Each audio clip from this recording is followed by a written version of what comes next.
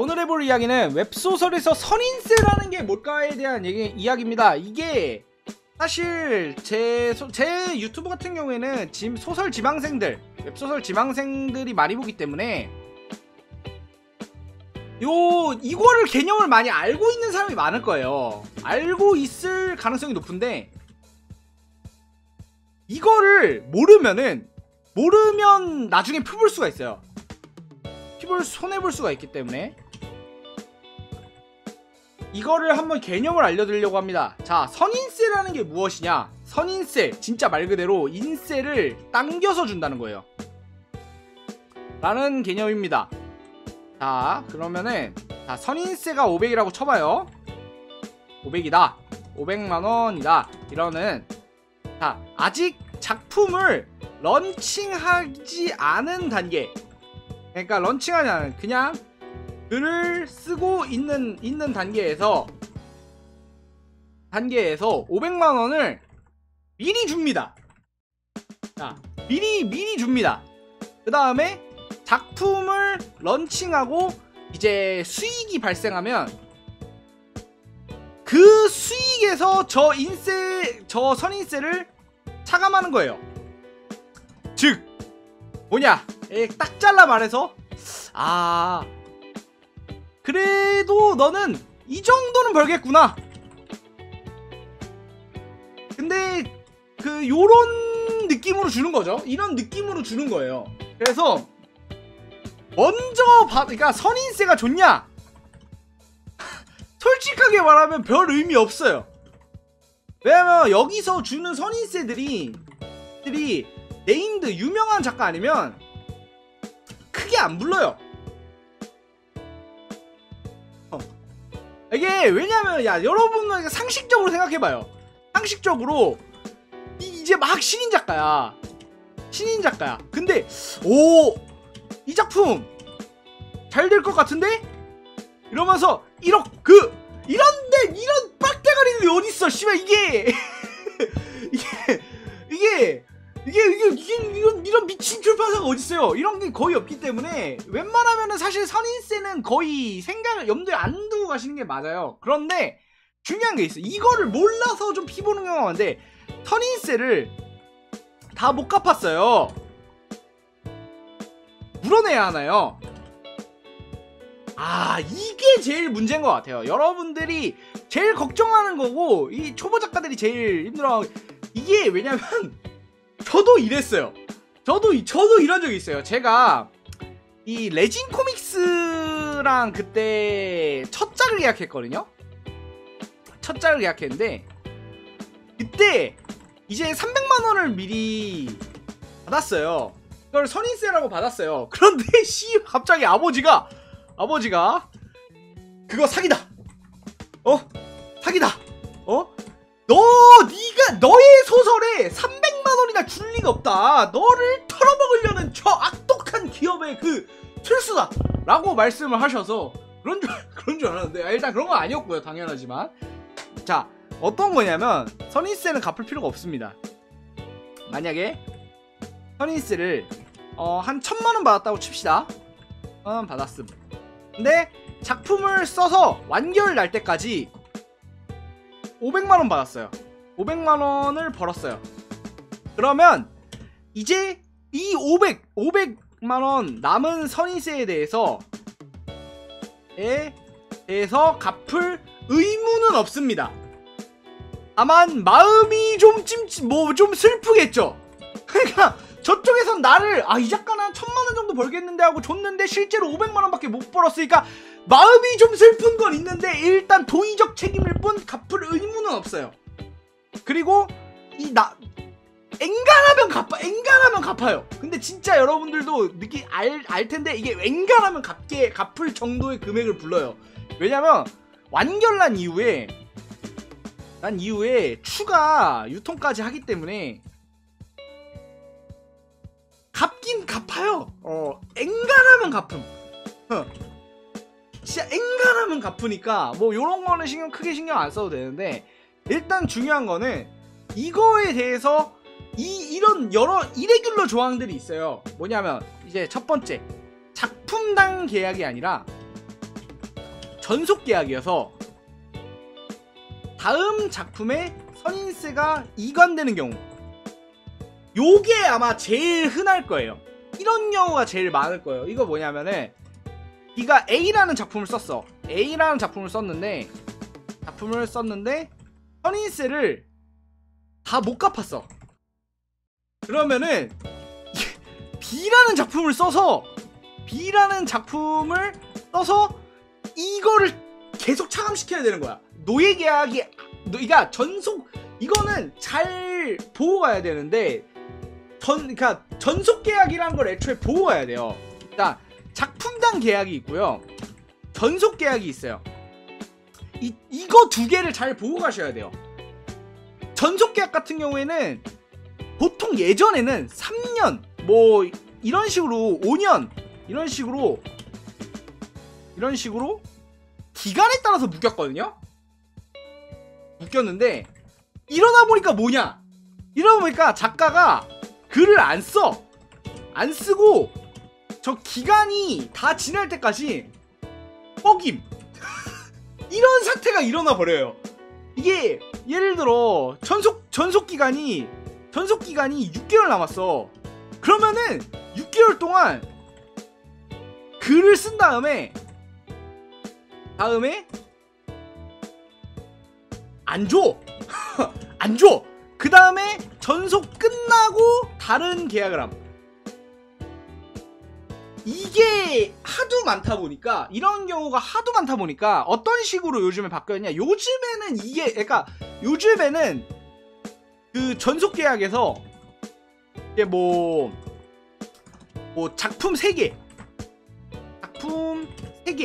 뭐 이런 식으로 작품 3개를 쓸 것 뭐 이런 식으로 조건이 바뀐 걸로 알고 있거든요. 이제 이런 식으로 되는 경우에는 선인세를 받으면 이관될 가능성이 높아요. 가능성이 높아서 안 받는 게 낫습니다. 안 받는 게 나아요. 이런 경우에는 받지 마요. 받지 않는 게 낫고, 내가 이거는 그리고 지금 저도 채팅창에서 나온 제보 받은 소식인데 이런 게 있었어요. 그 선인세를 못 갚으면 회사에다가 돈을 2배로 갚아줘야 된다. 고소하세요. 고소하세요. 이건 사기예요. 이거는 사기입니다. 이거 확실하게 말씀드리는데 이거는 애초에 사기예요. 이거는 이게 뭐냐면, 이게 진짜 개최악. 이건 절대 말도 안 되는 게, 이러면은 그 작품을 서비스를 애초에 안 해요. 그러면 그러니까 서비스라는 게, 그러니까 이벤트라든지 타 플랫폼 유통이라든지 이런 걸 안 해요. 할 필요가 없지. 왜냐면 못 갚는 게 이득인데 왜 해? 못 갚는 게 일부러 망하게 하는 게 이득이어가지고 서비스를 안 한다니까요. 이제 그래가지고 좀, 그러니까 선인세를 크게 받으면 장점이 있긴 하거든요. 뭔지 아세요? 그러니까 선인세 크게 받을 때 장점이 있어요. 크게 받을 때 장점이 뭐냐면요, 회사 입장에서는 투자금이잖아. 근데 회수를 못할 것 같아.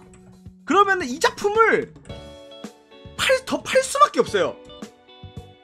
뭐 이벤트를 끼워 쳐넣건 뭘 어디다 쳐넣건 해서 이 투자금을 회수를 해야 되는데, 그래서 선인세를 크게 받는 경우는 오히려 이 작품이 못 갚을 것 같아. 그러면 씨발 이벤트를 막 다 때려 넣어가지고 어떻게든 이거를 회수를 하려고 하는 게 있어서 이득일 수도 있어요. 근데 대부분의 선인세는 좋은 경우가 별로 없어요. 이제 보통 제가 듣기로 선인세는 이제 왜 선인세가 의미가 있는 경우는 사실 진짜 좀 경력 있는 작가들 말고는 거의 의미가 없어요. 경력 있는 작가들을 이게 어떤 식으로 경력 있는 작가들한테 의미가 있냐면, 이제 타 플랫폼에서 이 작가를 데려오고 싶어, 네임드 작가를. 그러면은 야, 선인세 빠방하게 넣어줄 테니까 와서 글 한 편 써라, 한 작품 써라, 뭐 이런 식으로 그 작가를 데려오기 위해서 선인세를 크게 주고 그 작가가 뭐 히트를 치건 나발이건 일단은 그 작가를 데려왔다, 뭐 이런 식으로 하는 건데 스카웃 느낌이죠. 근데 한번 이렇게 했다가 굉장히 피를 본 플랫폼이 하나 있거든요. 이렇게 선인세 막 사방팔방에다가 선인세 뿌리면서 야 이 작가 데려와 저 작가 데려왔다가 진짜 개피 본 플랫폼이 하나 있기 때문에 요즘에 거의 없어요. 이게 이게 말은 굳이 안 하겠지만 이게 보통 그러면 당연하지만 이런 조건을 내거는 플랫폼은 대부분 약소 플랫폼이죠.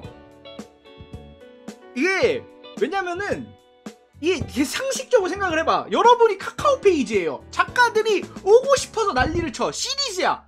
작가들이 제발 무연씨 막 이러면서 막 오게 해주는 그런 막 애걸복걸하는 그거야. 그러면은 타 플랫폼에서 작가를 데려올 필요가 있어요? 없죠.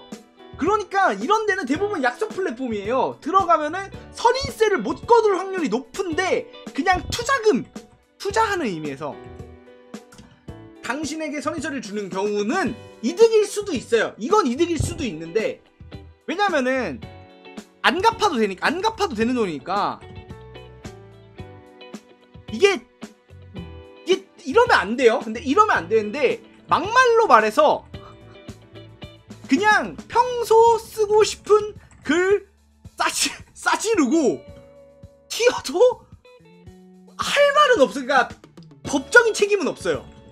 책임은 없는데 인간의 도리로서 아니야 작가의 도리로서 그건 좀 그렇지 않나? 진짜 좀 너무 쓰레기 같을 것 같아요. 나는 그러니까 이런 작가라면 소문이 나지 않을까 싶긴 해요. 이게 이미 근데 솔직하게 말하면요 예시가 많긴 해요. 이런 사람이 많아요. 요즘에는 많아서 그러니까 많았었어서 요즘엔 이렇게 잘 계약 안 해요. 요즘에 예전에 한참 카카오 페이지 너무 잘 나가고 이럴 때는 거기 있는 유명 작가들 데려오고 뭐 문피아 막 씨발 막 다 쓸어버릴 때는 거기 있는 작가를 데려오려고 그런 적이 있는데 그랬다간 제가 이거를 제 입으로 말하면은 제가 욕을 먹기 때문에 한데 일단은 좀 그렇긴 해요. 자 중요한 거는 자 오늘의 결론. 자 선인세는 미리 받는 인세로 나중에 차감되는 인세이다. 돈이다. 근데 이제 못 갚는다고 해서 갚을 필요는 없지만 솔직하게 말하면 못 갚잖아? 그러면 자괴감이 오질 것 같아요. 나는 애초에 받은 적이 없기 때문에 받은 적이 첫 작품 할 때 300만원 받은 거 말고는 없기 때문에 300만원은 갚았어요. 참고로 말하면 일단은 자괴감이 오지고 좀 멘탈적으로 힘들 수가 있어요. 멘탈적으로 힘들 수가 있어서 사실 선인세를 받는 거는 추천드리지 않지만 예를 들어 이런 건 있죠. 뭐 한 300만원? 뭐 요정도 선인세? 50만원? 뭐 이렇게 선인세 주는 데 있거든요? 이건 뭐 받아도 솔직히 갚아요. 그러니까 솔직히 300에서 500은 진짜 작품 런칭해서 앵간하면 갚습니다. 그 작품 런칭했는데 작품 완결날 때까지 300만원도 못 버는 거면 그러면 사실 선인세가 문제가 아닐걸? 어차피 선인세 못 갚아도 멘탈 터지고 선인세 갚아도 멘탈 터질 거야. 둘 다 멘탈이 터질 거기 때문에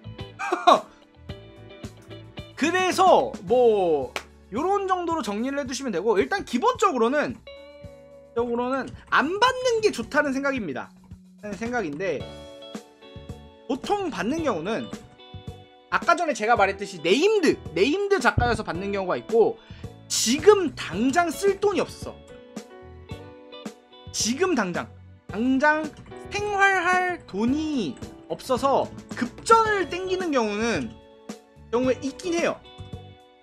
받는 받는 것도 고려할 수 있어요. 뭐 제가 아는 작가 중에서는 그 뭐였지? 그 제가 아는 작가 중에서는 병원비 한다고 선인세 받은 작가들도 있고 이런 식으로 있어요. 병원비나 수술비 한다고 이제 선인세를 받는 경우도 있거든요. 이런 경우에는 이 돈이 도움이 되죠. 수술을 받고 병원에서 이제 치료를 받은 다음에 그 다음에 글을 써서 그때 받았던 거를 갚는 거니까. 이런 경우가 제외하고서는 사실 내가 내 생활이 되는데 받을 이유는 없다고 생각합니다. 별 도움이 안 돼요, 사실. 자, 이상 오늘의 이야기는 마치겠습니다. 바이바이.